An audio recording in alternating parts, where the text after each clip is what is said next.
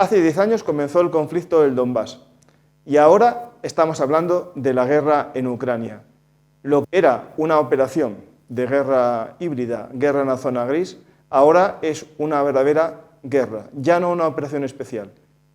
Vamos a hablar con una amiga, Anfisa Motora, ucraniana de Mariupol, que seguro que nos va a contar muy bien cómo fue el conflicto del Donbass, que ella vivió, pero sobre todo también lo que le cuentan sus amigos que están en Ucrania, en las dos partes del frente de batalla.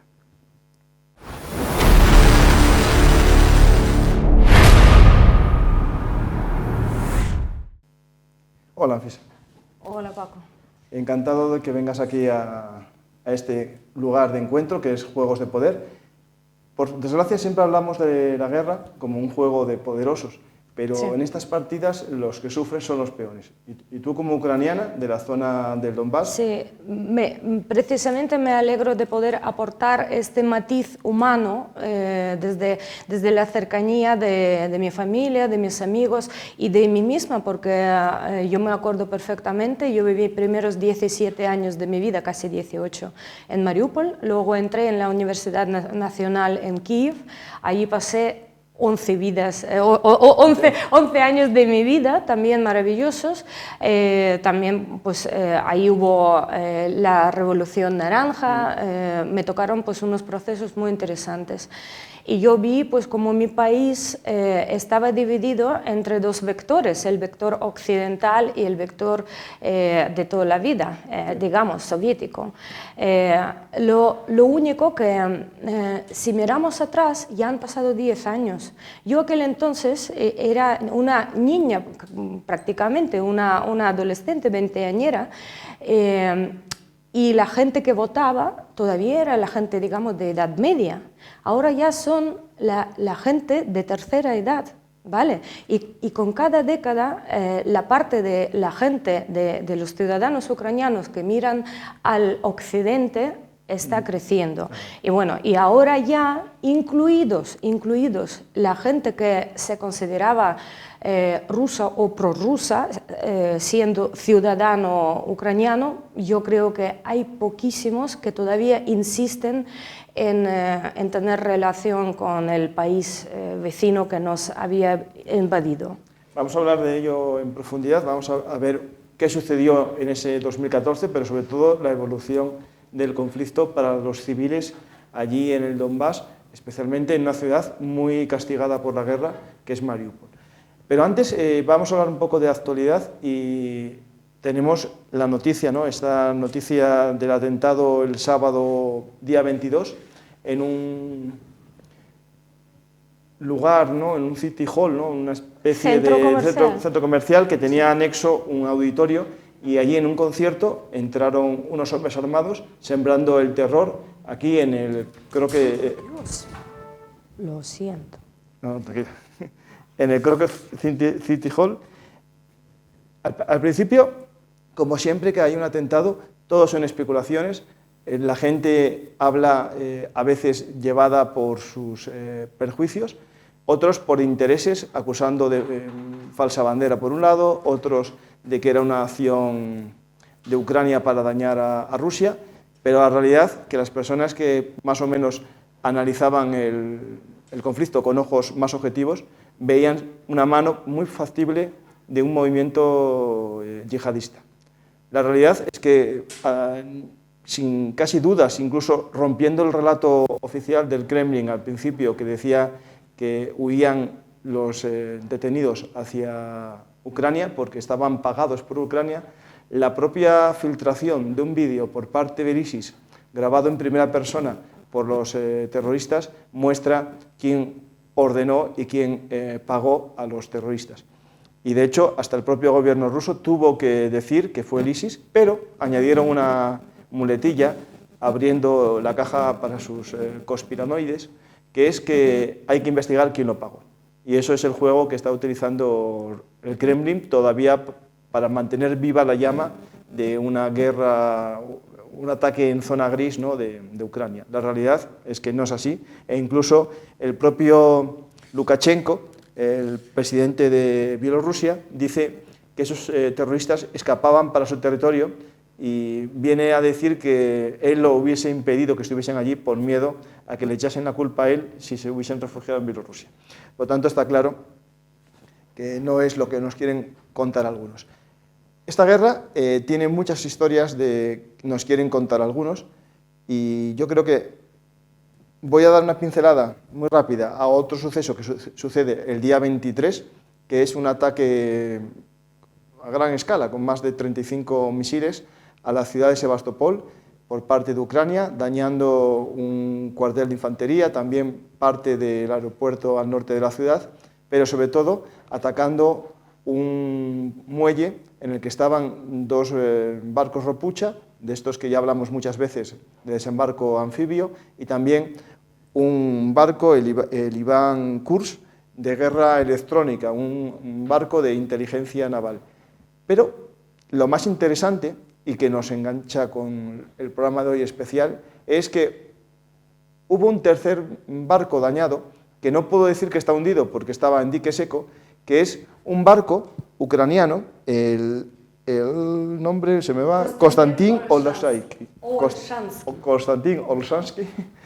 otro Ropucha, pero esta vez era un barco ucraniano que en el 2014 fue tomado por los rusos y lo mantuvieron en dique seco durante todo este tiempo con la idea de sacar piezas para el mantenimiento de los demás barcos Ropucha, pero en el 2024 iban a comenzar a ponerlo en funcionamiento tras el hundimiento por parte de Ucrania de casi toda su flota de barcos anfibios. De hecho, si podéis poner un esquema, creo que os lo subí, de toda la flota del Mar Negro, a Rusia a día de hoy ya no le queda ningún barco de desembarco anfibio Ropucha. Estos Ropuchas, para que os hagáis una idea, están fabricados, o mejor dicho, construidos en Polonia, en los astilleros de Dansk. Por lo tanto, Rusia no tuvo capacidad para construirlos desde el año 90, que son el último que se construyó de esta serie, ya en Polonia, nunca en Rusia. Lo digo por si acaso alguien dice que van a construir 50 en una tarde. No puede, o no son capaces. No sé cuál es la realidad. Pues vamos a... Precisamente, que quería contaros una anécdota. Nuestros servicios secretos, que supieron que nuestro barco Konstantin Olshansky estaba en astillero, en Sebastopol, han descubierto que antiguamente, la última década, era un barco donante, como habías dicho tú, que lo despiezaban y metían pues, sus piezas en otras rapuchas rusas. Pero cuando hemos dañado a dos Ropuchas muy importantes, una se llama Minsk y otra se llama Olenegorsk y Gornyak, aquel entonces eran unos de los primeros daños así fuertes. Y la propaganda rusa, pues los grandes jefes del ejército, de armada rusa, juraron a Putin que los iban a poner a flote.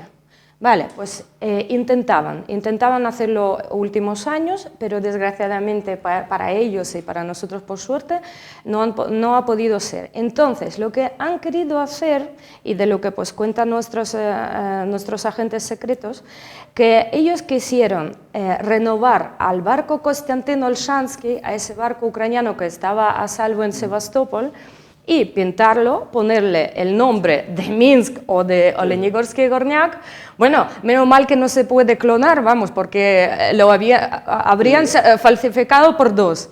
Pues, y ponerlo como un logro de los ingenieros y técnicos rusos que han podido, pues, por eso y además demostrar que los ucranianos, como siempre, mienten, que los daños no eran mayores y que han podido, pues, renovar una de las rapuchas esas dañadas. Pues ya que nos enteramos de este plan ridículo, pues dijimos, pues nada, para nadie, no va a ser para nadie. Pues ese no va a ser para nadie, es parecido a lo que piensa Rusia con el Donetsk, ¿no? Es decir, si no es mío, no es de nadie. Sí. Vamos a hablar de esto, que es lo que nos va a contar muy bien Anfisa, que es el Donbass y la crisis desde el 2014.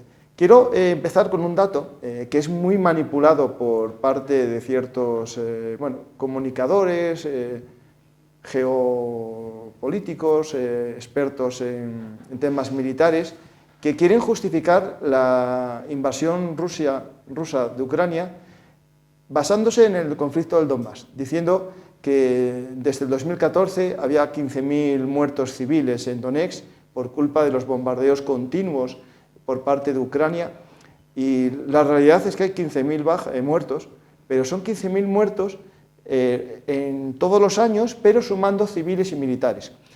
Ahí tenemos un poco unas gráficas de los civiles muertos. Los que están en un color son los rusos y los otros son los heridos, ¿no? Muertos y heridos. Si os fijáis, no suman mucho, pero en otra gráfica que tengo ahora, que si podéis poner la otra gráfica, que me parece más espectacular, si os fijáis, eso que veis subiendo al final es el comienzo de la guerra en el 2022. Lo de abajo, una línea que está muy cerca de cero, es los muertos en el conflicto en el 2014, cómo va avanzando desde un pico máximo de 2014 con unos 4.000 muertos, va descendiendo y ya después se mantiene muy bajo hasta el 2022. Es decir, la causa que dijo en aquel momento Putin de que se había recrudecido el conflicto del Donbass y que se producían muertes continuas de rusos en Donetsk, por ejemplo, en la ciudad, es un dato falsificado o malinterpretado intencionalmente. Si os podéis fijar cómo sube justo en el comienzo de la guerra.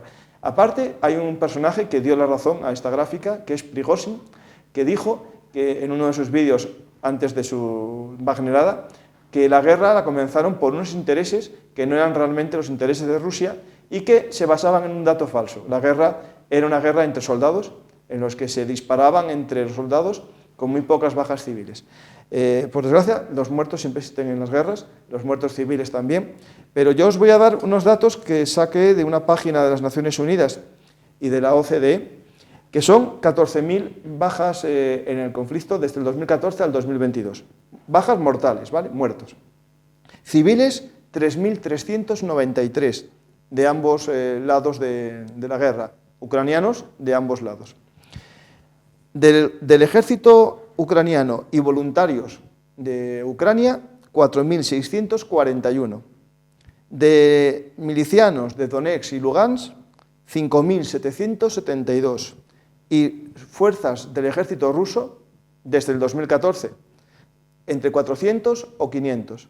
Si os fijáis, la suma se acerca a las famosas 15.000 que dan muchos medios y muchos influencers de YouTube, pero es una falsificación, porque ellos dicen que son civiles y la realidad es que son bajas, la mayor parte de ellas militares, de ambos bandos, que es lo normal en una guerra. Por desgracia, mueren civiles en todas las guerras, pero no se puede manipular la realidad para justificar una invasión. Y hay gente que todavía no pidió perdón por esto. Tampoco pidieron perdón por el derribo de un avión de pasajeros de Malaysia Airlines, diciendo que habían sido otros, cuando las pruebas de los tribunales internacionales demuestran claramente la culpa de una batería rusa cedida a la milicia de Donetsk. No se sabe quién la manejaba, y a eso empezaremos a hablar ahora. Pues, Anfisa, este es el comienzo del conflicto, es decir, esta guerra actual se basa en esta excusa. Y quería decir que los últimos años, antes de empezar la invasión masiva, los daños entre los civiles eran mayormente porque la tierra ucraniana, la tierra de Donbass, estaba llena de minas y simplemente pues, había pues, adolescentes que jugaban, pues, han encontrado algún explosivo y pues, por manejarlo pues se reventaban. Los tractoristas, muchísima gente de agricultura sacrificaron su vida por nada, porque simplemente por mala suerte.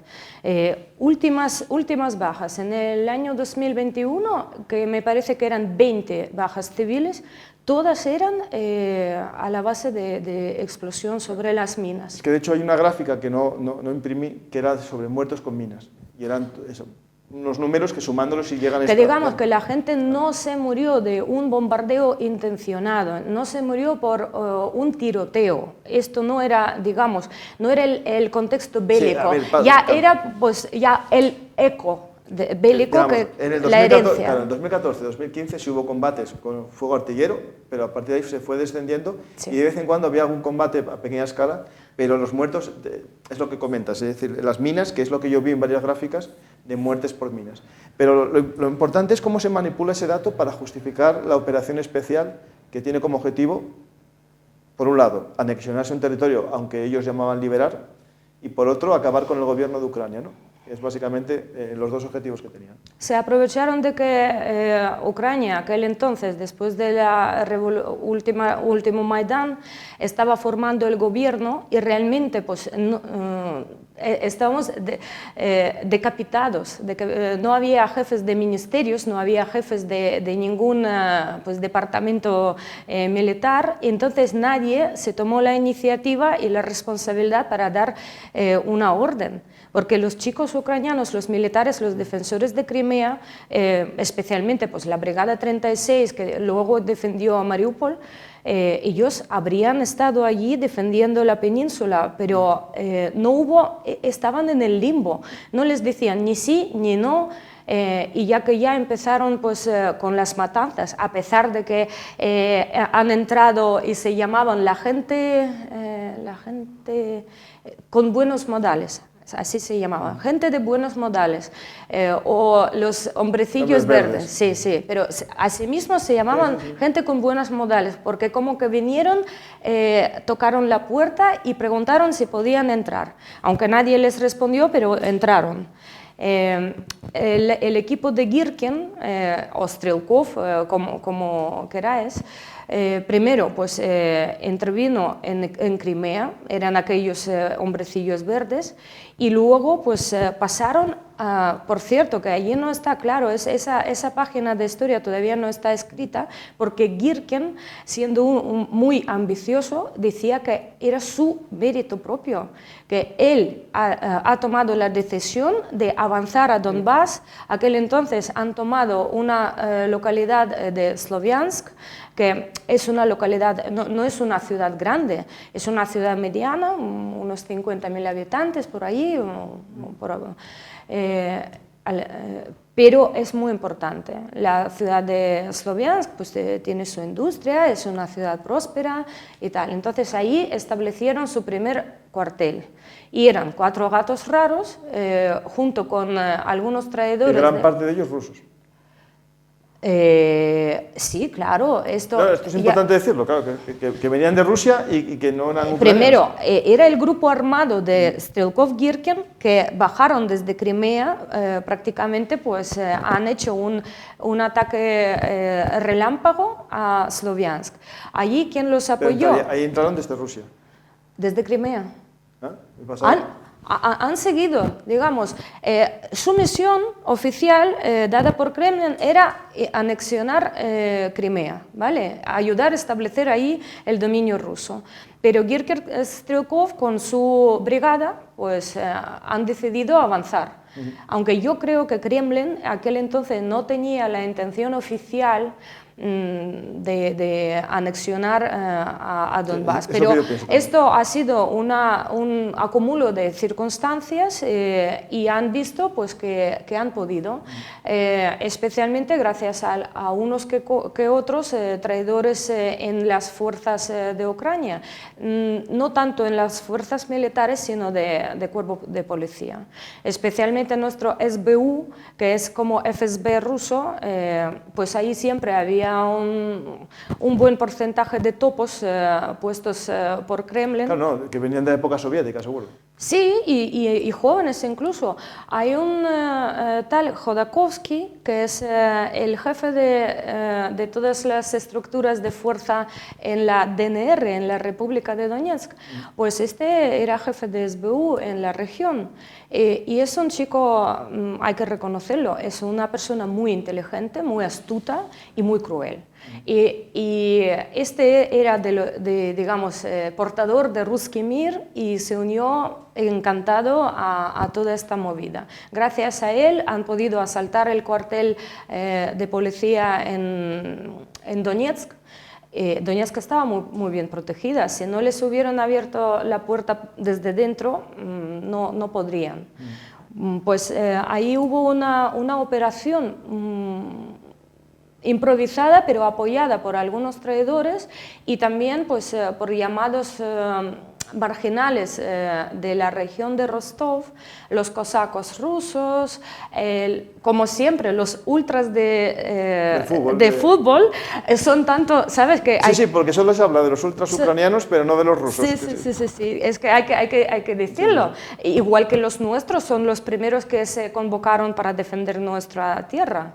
Los ultras de Shakhtar, aunque es Shakhtar Donetsk, pero son patriotas de Ucrania y eran los chicos y de Zarya Lugansk, que ahí estaba uno de los héroes de Ucrania con el alias Shid, que es pues el estaba dentro de Lugansk muchos años ayudando al ejército ucraniano, dándoles coordenadas y gracias a él han quemado muchos cuarteles y mucha artillería rusa. Claro, es que esto, mucha gente, la guerra del 2014 les pilló en aquel momento muy desconectados del conflicto y ahora que llega la guerra del 2022 mucha gente empieza a hablar de Ucrania, del Donetsk, y en el fondo hubo mucha falsificación del relato, mucha manipulación del relato. En primer lugar, muchos ahora, en el 2022, hablan de que todo pasó por una persecución a los rusos en el 2014, cuando la realidad, que yo sepa, fue una disputa interna entre ucranianos en una versión que querían ir más hacia la Unión Europea y otros quedarse en una relación económica con Rusia. Ahí estaba el gobierno de Yanukovych, ¿no? Y Yanukovych al principio había prometido a sus votantes un acercamiento a Europa, si iba a aprobar una ley de desconexión, o un poco más bien de conexión a Europa, pero cuando, claro, el 50% de la economía de Ucrania y sobre todo el gas venía de Rusia y el resto era de Europa y el resto del mundo, ¿no? Entonces, al parecer, Yanukovych, por intereses X,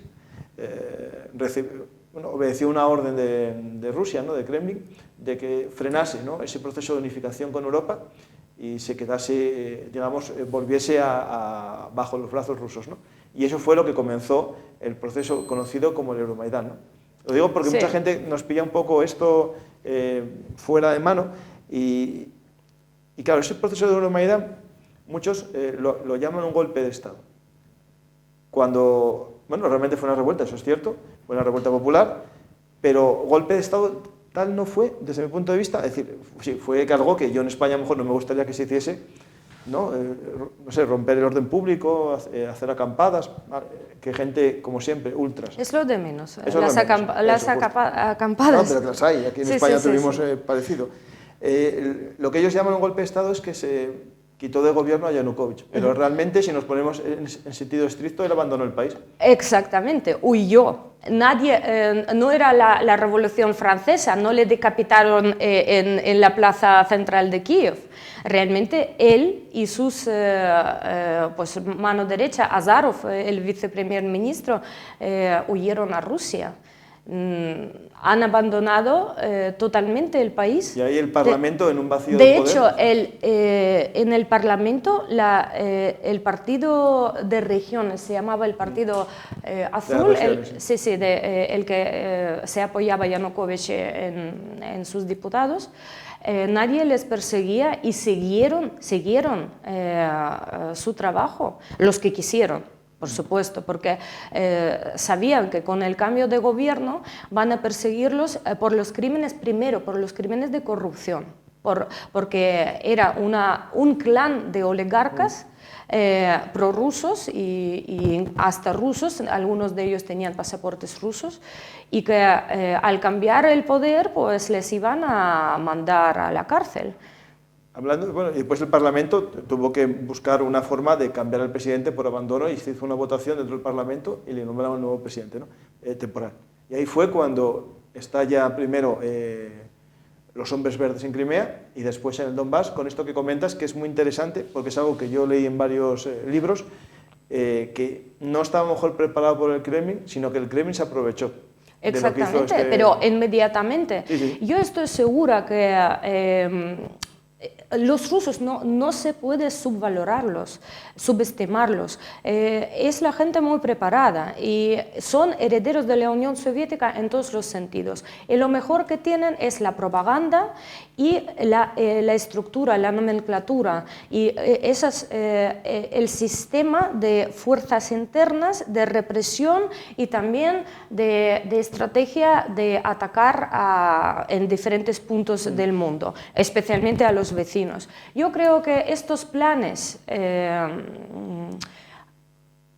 de posibles guerras, de posibles invasiones, de posibles anexos, de posibles conflictos internos, incluso cómo podría ser una guerra civil dentro de Rusia, cómo podría ser varios escenarios, ya lo tenían desarrollado en la Unión Soviética. Eso tienen todos. Entonces, Putin pues, ha heredado las carpetitas plan A, plan B, plan C y así todo el abecedario que quieras. Y ya que lo rodea también la gente preparada, pues han visto que esto parece a tal plan y simplemente pues tenemos que reforzar por allá, por acá. En 2014, cuando empezó en el Donbass, empezaron con las armas, digamos, de armas de fuego.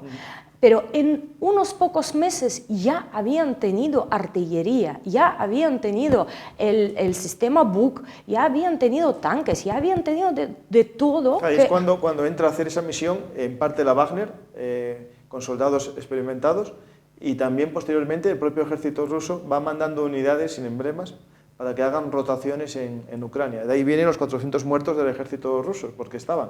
De hecho, en la batalla del aeropuerto, están ellos, en la batalla del aeropuerto de Donetsk, y en una batalla que no me acuerdo el nombre, que fue donde Ucrania estaba intentando rodear por el sur la ciudad de Donetsk, les embolsaron y tuvo la mayor... Debaltsevsky Kotel, la bolsa de Debaltseve. Esa fue digamos, que además ha sido una página muy trágica porque realmente han tenido tregua.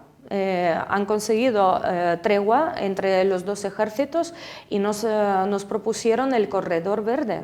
Y allí, estando ya de retirada, pues ahí es donde tendieron la emboscada y han fusilado a miles de militares ucranianos. Esa fue la mayor derrota. No murieron luchando, no, era otra traición que Rusia siempre miente, igual que a los chicos, a los defensores de Mariupol, que les prometieron pues, rendición digna, rendición según pues, los convenios militares. Y luego, ¿qué pasó? Pues el atentado en Olenivka, en el campamento donde los retenían. Si la gente, lo primero, lo de la bolsa fue en el 2015, pero en el 2022, si os acordáis todos, hubo la batalla de Azovstal. Sí. Que fue en una siderurgia, digo para los asturianos parecido a Celor, en la que se refugiaron parte de la Brigada Azov, también de la Infantería de Marina y otros milicianos y civiles en los bajos, en los sótanos, y durante un tiempo lograron combatir, después se rindieron y parte de los heridos y de los soldados capturados fueron llevados a una nave industrial como hospital y misteriosamente fue bombardeada por fuego ruso. Como una bomba termobárica, creo que fue, y en la foto se ve a los soldados en sus camas calcinados y esposados. Sí, y además es que han apartado, había cientos y cientos presos, entre ellos civiles, entonces han apartado a la gente que más les interesaba, los militares de Azov y de la Brigada 36, y los quemaron vivos exactamente a los que quisieron. Eso fue algo que se olvidó rápidamente. Pues tenemos el 2015, que es el lugar, el pico, ¿no? Yo creo que es el pico de los combates. Después de esta bolsa se baja un poco la intensidad y continúa una guerra, lo que tú comentas, más bien de algún tiroteo esporádico y sobre todo muchos muertos por los campos de minas, porque ya Ucrania de aquella era uno de los países con más minas por metro cuadrado y ahora con esta guerra ya es... yo creo que no sé si será el primero, pero está el primero o el segundo. Que eso es una secuela que va a dejar esta guerra para Ucrania y su economía durante... en la cara de afectación medioambiental, minas y explosivos es nuestro castigo, mayor castigo que podemos imaginar, porque hoy en día pues, el terreno minado de Ucrania son como dos países Austria, como dos superficies de Austria, ¿vale? 30% de todo el territorio de Ucrania está minado. Y lo que vamos a tardar, una organización de desminaje de Dinamarca, porque Dinamarca, tú sabes, en la Segunda Guerra Mundial pues, ha tenido este problema. Y después de la primera ola de invasión en Donbass han mandado pues, a su ONG, a DDG me parece, se llama, pues, a sus especialistas para enseñar a nuestros técnicos a desminar el suelo y también pues, estaban invirtiendo ellos su técnica y su financiación en esto. Pues para desminar aquel entonces, después del año 2015, el pronóstico era 5 años de desminaje. Ahora el pronóstico es de 30 años y no podemos preverlo porque después de reventar la presa de Kajovka también están dispersos los campos de están dispersos y enterrados más allá. Por ejemplo, los ¿cómo se llaman los coches de desminaje? Zapadores. Zapadores, eso. Los zapadores normalmente entran a profundidad hasta 60 centímetros. Pero si hablamos de aquellas tierras donde la gran tsunami que fue arrastrando la tierra, ahí podrían estar enterrados a 1 metro y más. Y los que bajaron, que si estas minas que estaban en la región de Jersón, los encuentran constantemente en la orilla de Odessa. ¿Y dónde está Jersón y dónde está Odessa? Claro, lo lleva el Dnipro y el Dnipro lo lleva al mar y el mar los devuelve. La tierra, igual que la radiación, igual que el aire, no tiene fronteras. Y los mares, por eso se llaman mares y no son lagos, porque tienen conexión unos con otros. Lo que nos puede parecer aquí, que bueno, ¿dónde está el mar Mediterráneo y dónde está el mar Negro? Pues están a 2 pasos. Pues, y ese no es el único posible riesgo porque tenemos una central nuclear, ¿no? La central nuclear de Zaporilla, que perdió... Esto es importante entender, la presa de Kajovka, Nova Kajovka, suministraba agua a la presa, a la central nuclear, a la presa de la central nuclear, porque hay una mini presa justo a los pies de la central nuclear que es la que le da el agua de funcionamiento. Esa no se vio afectada porque tiene un acceso por un canal, pero está en peligro por otras razones, porque bueno, hubo hasta combates cerca, en Rusia bueno, amenaza, ¿no?, con que puede estallar de vez en cuando. Se había hablado que en algunos momentos de escalada, que la amenaza de una bomba nuclear rusa no fuese esa bomba nuclear, sino una bomba sucia, hacer estallar la central. Eso es algo complejo, porque yo creo que en esta guerra Rusia juega también intereses, no solamente lo que nos vende, porque él vende el interés de la salvación del mundo ruso, ¿no?, y del pueblo ruso y de los rusos parlantes, pero la realidad es que busca el agua para Crimea, porque Crimea no tiene una fuente natural de agua, y había un canal que comunicaba justo la presa de Nova Kajovka con Crimea. También busca electricidad para Crimea, y había una central nuclear que le aportaría electricidad, y después hay muchos recursos y materias primas en el fondo de la tierra del Donbass y también en la zona, digamos, oriental del Dnieper, que hay incluso, dicen, hasta litio. Entonces todo eso... Litio y también uranio. Sí. Sabemos que ahora estamos luchando para que a través de las sanciones económicas cortar el grifo de gas y petróleo ruso, pero junto con eso el mundo está adicto a los recursos radioactivos rusos, porque hay muchas centrales nucleares por el mundo y Rusia aporta pues casi la mitad de toda la materia prima en este sentido. Y de hecho, por ejemplo, Francia, que se libraba la mitad de sus compras, se las hacía a Níger, en el Sahel.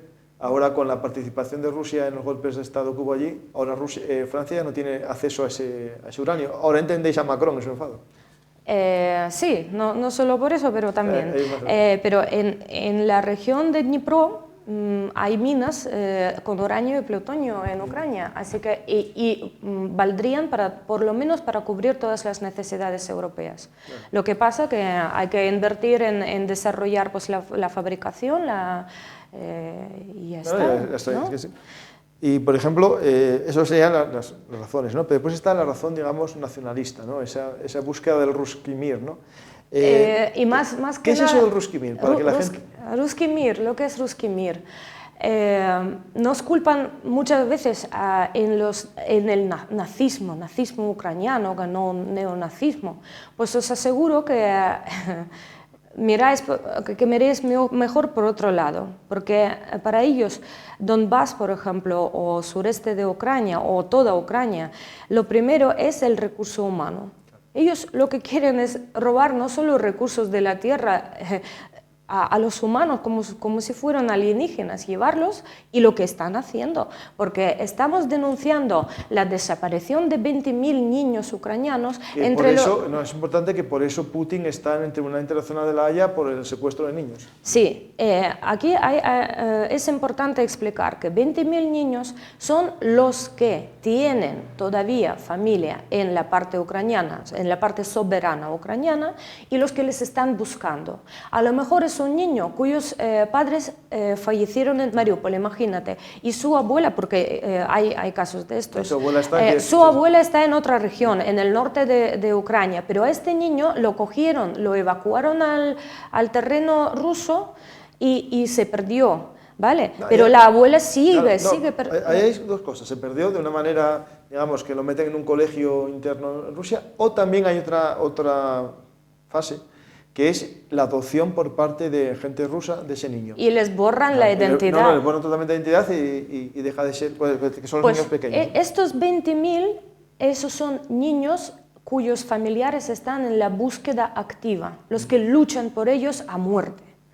Y hay otros, más de 200.000 niños ucranianos que pasaron a Rusia junto con su familia, de manera voluntaria, digamos. Luego, ¿qué pasa? Que evacúan convenciendo a la gente que ahora va a venir pues, bombardeo, su pueblo va a estar en la zona de combate y tal. La familia, lógicamente, pues dice, sí, yo quiero estar a salvo. Y no les dejan pasar a la parte ucraniana, solo les proponen una salida pues, al terreno ruso. Vale, ok, yo entiendo a estas familias. Luego vienen, no les prestan servicios ningunos, no les alojan, están en campamentos como, subsaharianos, pero allí hace temperatura, pues no pueden estar ahí todo el año. Entonces, ¿qué hacen? Enseguida están repoblando a sus regiones deprimidas económicamente con estas familias ucranianas.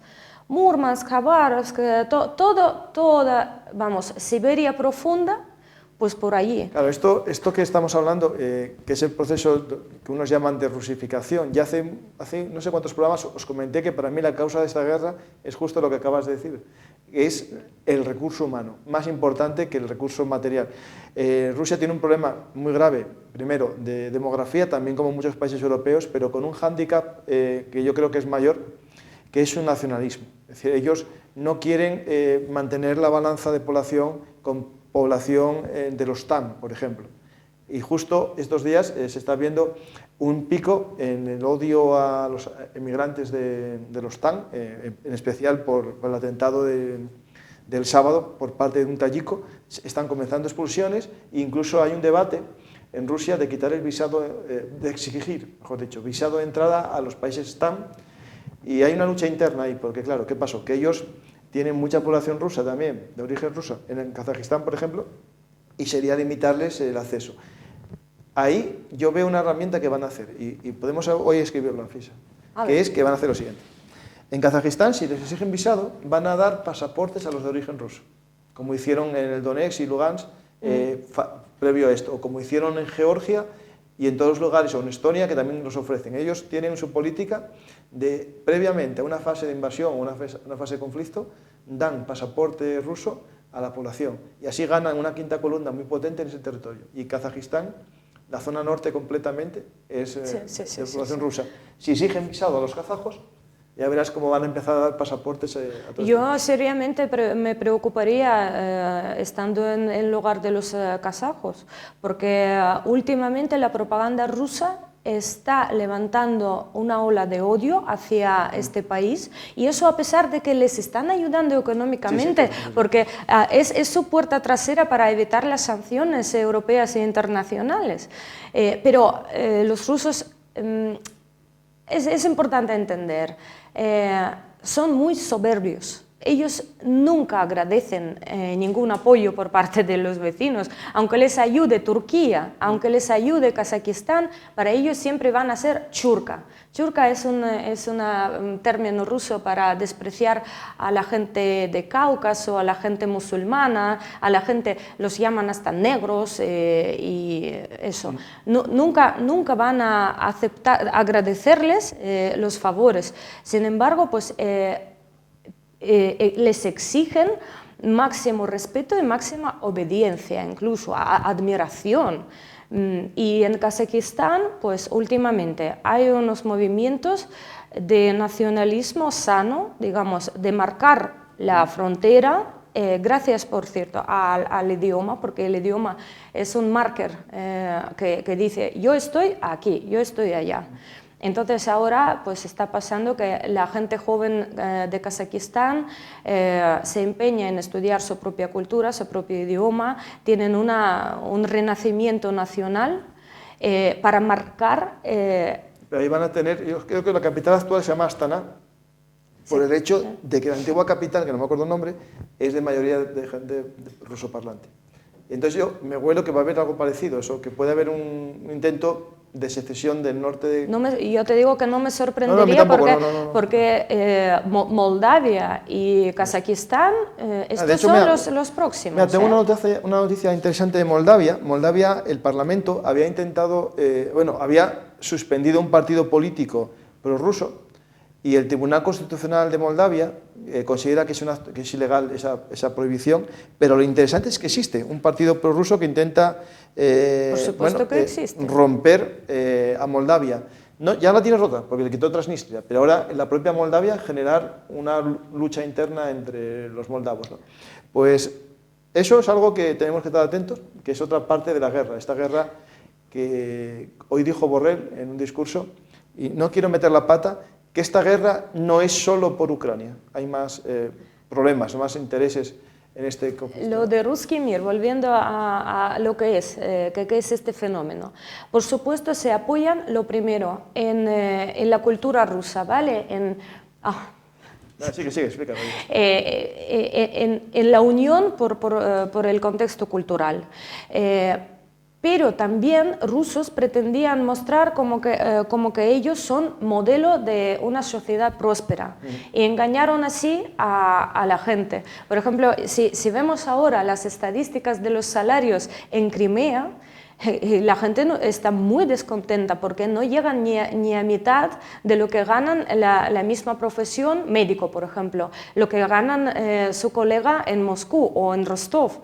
En Crimea hay una falta tremenda de profesionales sanitarios, casi 5.000. Para que Crimea es pequeño. Nadie quiere pues, ir a trabajar a Mariupol. En Mariupol ahora han renovado allí un centro médico, han traído, a pesar de todas las sanciones, los mejores aparatos de diagnóstico, los quemaron en 2 semanas.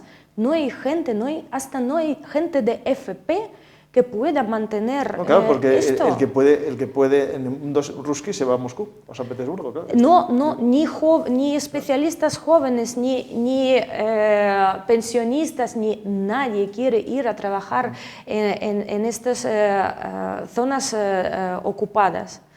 Es una ruina. Sí. Mira, de hecho, una cosa que dijo un amigo en un programa era que esta guerra, aunque se alargase en el tiempo, podría perder Rusia porque su población, sobre todo la de Crimea y el Donbass, se diese cuenta que habían cometido el error, ¿no? de apostar por el caballo perdedor. ¿Por qué? Porque si vamos a una evolución lógica de las cosas y nos basamos en la mejora que tuvo Rumanía y Polonia frente a Rusia, vamos a ver en qué bando se va a vivir mejor en un largo plazo. o en un medio plazo. Es decir, eso es lo que tú comentas, que a ellos les engañaron, les iban a convertir casi en el venidor de Rusia, todo el mundo irá allí de vacaciones, cuando en la realidad se van hacia el Cáucaso de vacaciones, hacia, no me acuerdo cómo se llama la playa, bueno, la zona de Sochi, pero la costa. Bueno, y Crimea, que es una perla, como decía Neruda, que Crimea es la medalla en el pecho de Europa. Es una península guapísima, guapísima, Sí. es naturalmente paraíso. Y ahora es tan solo una base militar. No tienen ni el turismo que tenían. Y es peligrosa, está contaminada, el puente de Kerch ha estropeado el equilibrio biosférico de los dos mares, de Azov y el Mar Negro. Es una catástrofe. Pues muchas gracias, Anfisa, por este programa, por venir aquí a contarnos tu visión de la guerra, y no solamente como, digamos, ucraniana, sino como periodista, porque das una información más allá de lo que es lo personal. Nos quedó aquí cosas personales de cómo vive un civil la guerra, cómo es el sufrimiento de las personas que tienen las familias separadas. Más adelante podrás venir, o si no, en el canal que tenemos en YouTube, lo puedes me gustaría profundizar, pero no da tiempo. No, pues este es un formato de noticias rápida. Pues muchas gracias, Anfisa.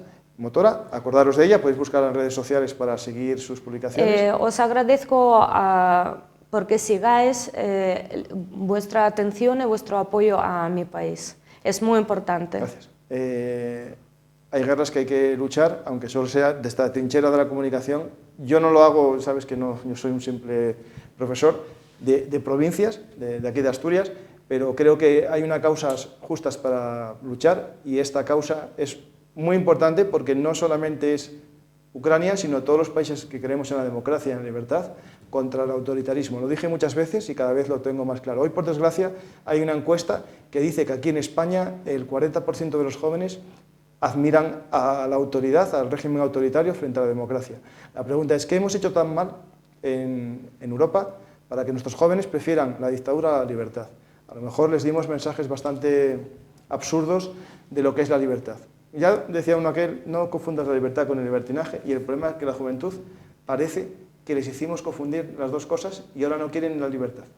Pues cuidado con esta información, que es muy preocupante. Vamos a finalizar el programa, pero antes os recomiendo este libro de Miguel Peñafiel Burkhardt, que es sargento del Ejército Español, que tiene un libro que se llama Zumbidos de guerra, que es una visión del dron en la guerra actual desde el punto de vista histórico del dron, pero sobre todo, lo más interesante, desde el uso táctico. Hace despliegues, informa cómo se emplea en la guerra del siglo XXI, que es el comienzo. En los últimos programas os hablamos muchas veces de que casi todos, el 90% de los vehículos rusos destruidos son por drones, no por artillería ni por sistemas anticarro. Estos zumbidos de guerra están cambiando las guerras y, por desgracia, ya os lo dije más de una vez, esto va a hacer que haya más guerras, porque si mueren menos soldados, habrá más guerras, porque los líderes de los países se verán más libres para empezar guerras. Pues gracias a todos, gracias a aquellos que nos veis en directo y a los que nos veáis en diferido en YouTube. Gracias a todos y hasta la próxima ocasión.